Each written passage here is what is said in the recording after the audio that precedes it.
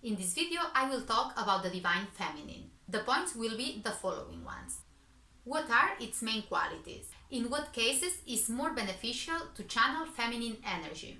What are the behaviors of excessive feminine energy or of a lack of it? And stay tuned until the end because I'm gonna give you tips that I personally use in order to be more in tune with my divine feminine and to channel this energy in my body.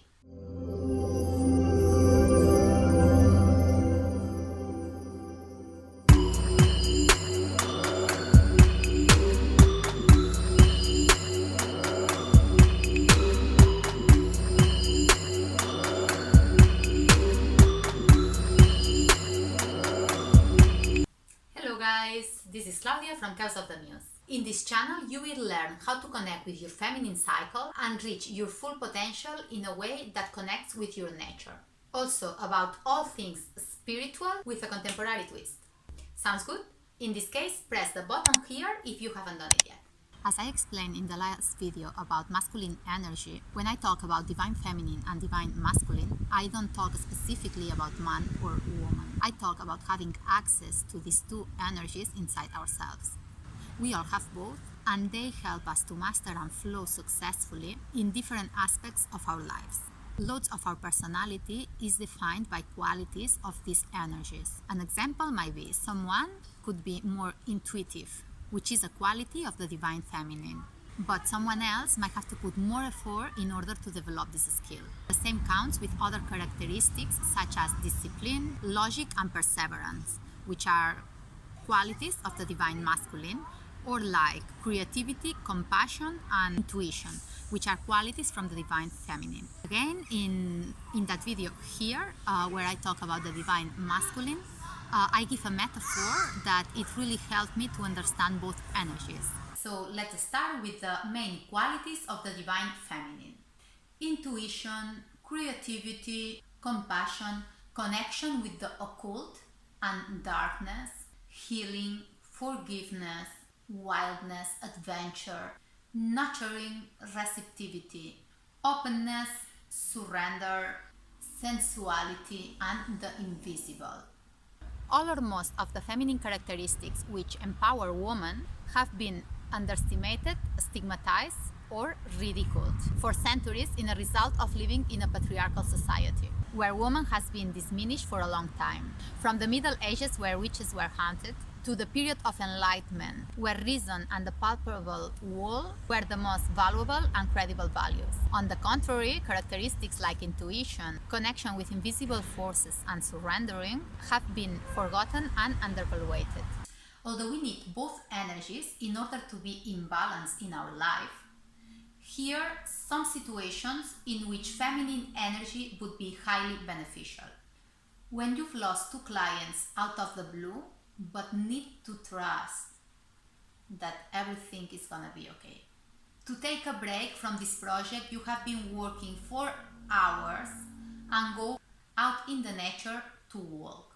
To be able to see and trust synchronicities that tell you are in the right path. To choose from your gut, to say yes to adventure, and to take risk. Nice, right? I love feminine energy because it turns life juicy and magical.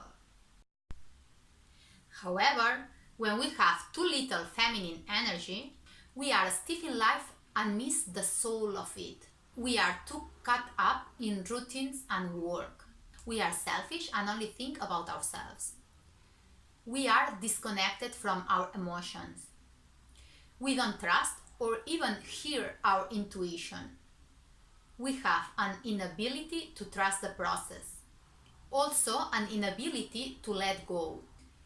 We feel uncomfortable when it comes to receiving, and we are disconnected from the cosmos.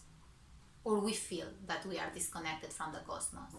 And when we have too much feminine energy, we are dispersed, we are unable to ground, we have no concrete direction, and we have loads of ideas that we never put into practice.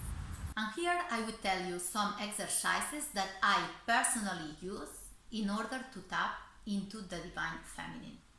One is to use the moon diagram. The moon diagram is this one. This one is the one that I use. I'm gonna put the link in the description below so that you can download it for free. You can see a video about the moon diagram, this one here, that I made a couple of weeks ago, and that is really good in order to understand it. So have a look. To create. Creativity is a feminine characteristic. So any kind of creativity and any kind of creation comes from it. I'm going to have a stroll in the nature. Like being in the nature every now and then is really beneficial in order to connect with the feminine energy and the cosmos in general. Also, schedule activities that make you disconnect from routine, or also that are absolutely unplanned. Like start one day saying, I'm just gonna flow, dancing wildly and flowing without judging yourself, however you want and however you feel. Improvisation. And then another one that I use that is really beneficial for me is to keep a journal of my dreams and synchronicities. And I really love this last one because you start really seeing way more synchronicities, covering more things about your unconscious, your occult. So definitely try this one. If you would like me to talk more about any of these points, let me know in the comments and I surely will. Next week I will talk about the 4 phases that are in the feminine cycle. So stay tuned. I'll see you the next time. Press the like, subscribe, share, comment. Let me know what you think about all this I explained today and see you in the next video. Mwah.